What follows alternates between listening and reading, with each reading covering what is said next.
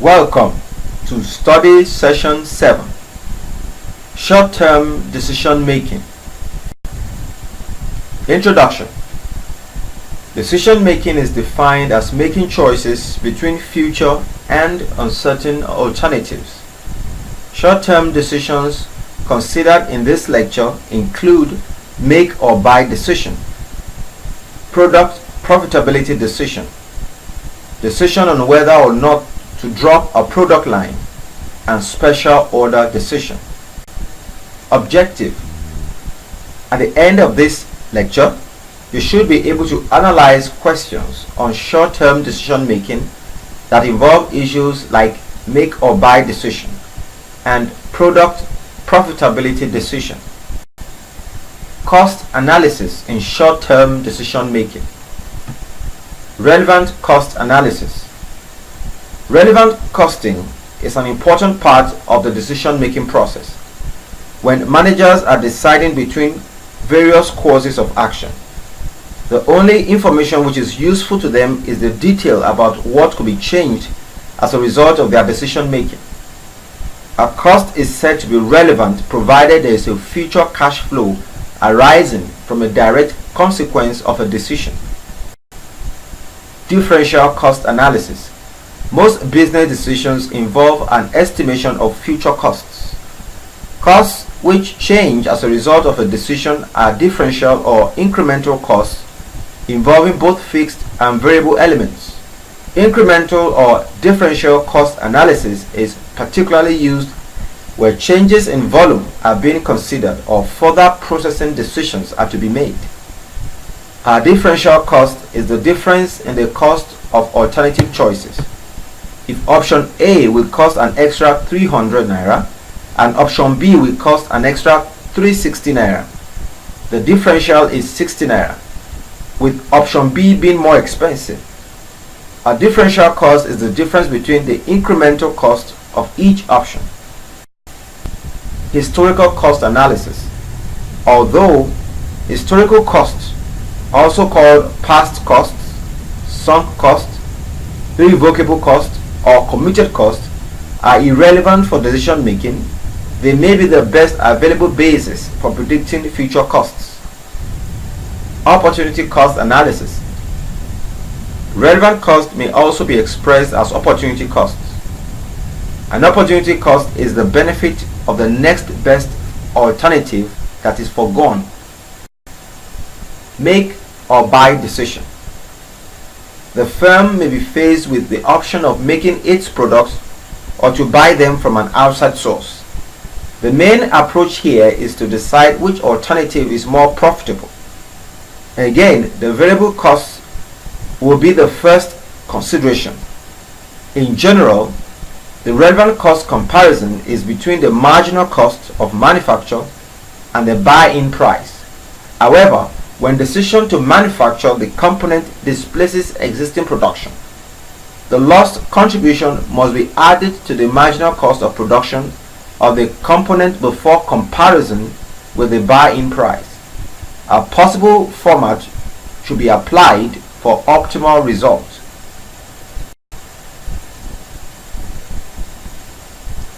Example 1.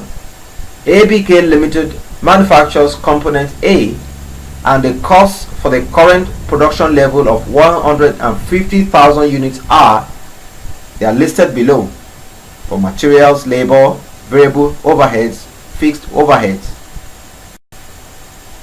Component A could be bought from an outside source supplier, Osun Limited, for 31 naira. And if so, the production capacity utilized at present would be unused. Assuming that all other factors are constant, should component A be manufactured internally or bought from the outside supplier? We see that the component A should be manufactured internally because the cost of producing within, which is 22 naira, is less than the cost of buying from outside supplier at 31 naira per unit. Product profitability decision. This type of problem arises when management is in dilemma as to whether a product which is presently making a net loss should be discontinued or not. A marginal costing report has to be prepared to highlight the contribution emanating from the product line before the optimal decision could be made. Decision rule 1. If the production line shows positive contribution, do not discontinue. 2. If the product line shows negative contribution, drop the product line. 3. Consideration must be given to quantitative factors before the final decision can be made. A sample format for product profitability decision is shown below.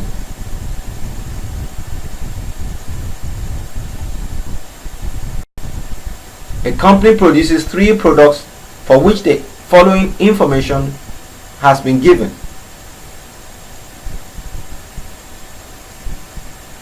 2/3 of the total cost is variable, while the remaining 1/3 is fixed. The director considered that as product X shows a loss in its operating result, it should be discontinued.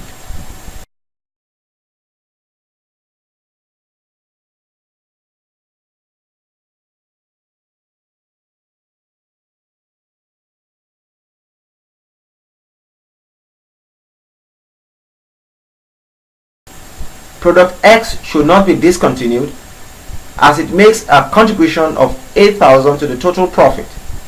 If product S is discontinued, the profit level would reduce by 8,000, which is the contribution made by product X. Should product X be dropped, the position will be as shown below.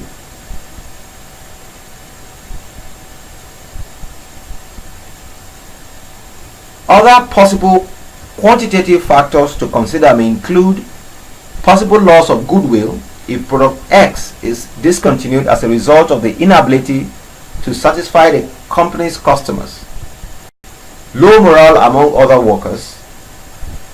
The retrenchment in the affected department will have a negative impact on the other workers in other departments, and this may affect their productivity with the other product line.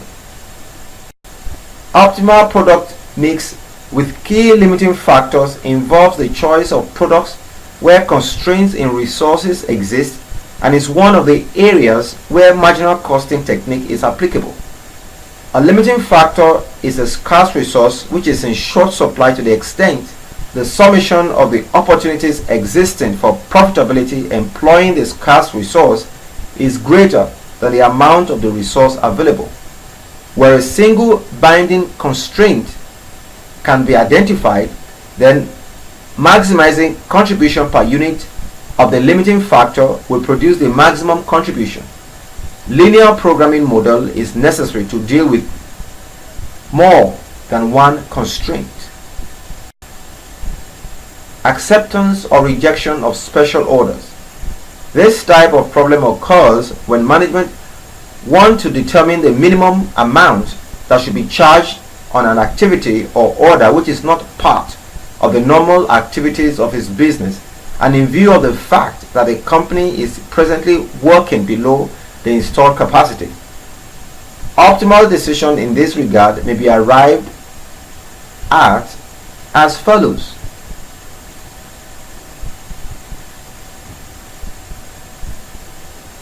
Example 3. BBA Limited makes 2 products, windows and doors, with the following data shown below. What is the optimum product mix given that A. Labor is limited to 500 hours, B. Material is limited to 600 meters. Solution 3. In applying the steps above, we first find the contribution per unit, then rank that contribution in terms of the scarce resource. Therefore, if labor is scarce, we make more of the doors and less of the windows, since doors earn more on a per unit of labor basis. Likewise, we make more of the windows and less of the door if material is limited. A. The optimum product mix when labor is in the limit factor is obtained as follows. As shown above, The optimal product mix is thus 50 units of windows, 100 units of doors. B.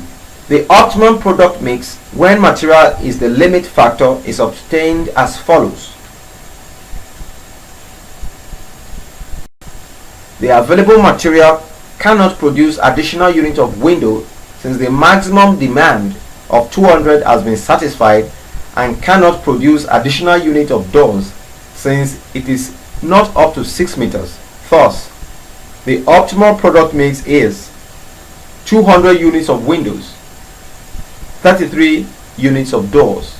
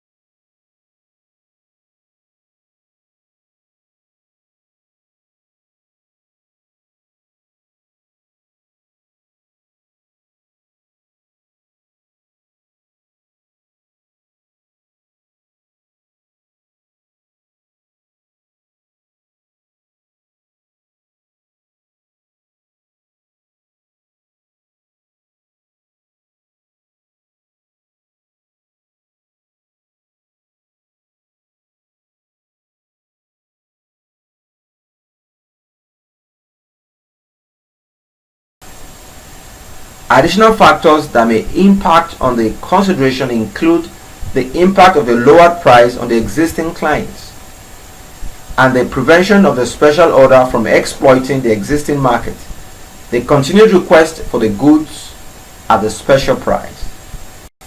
Summary. Decision making is defined as making choices between future and uncertain alternatives. It must be emphasized that all decision making relates to the future, and that a decision is a choice between alternatives in pursuit of an objective. Where no alternatives exist, no decision can be made, and nothing can be done today that will alter the past. These fundamentals of decision making are of critical importance in determining what information the management accountant should supply to the decision maker. However, decision making is concerned with cost and revenues or cost-benefit analysis. The assumption that level of activity will remain constant within the relevant range of output may be violated or relaxed. So, variation in unit variable cost or fixed cost might occur within the analysis.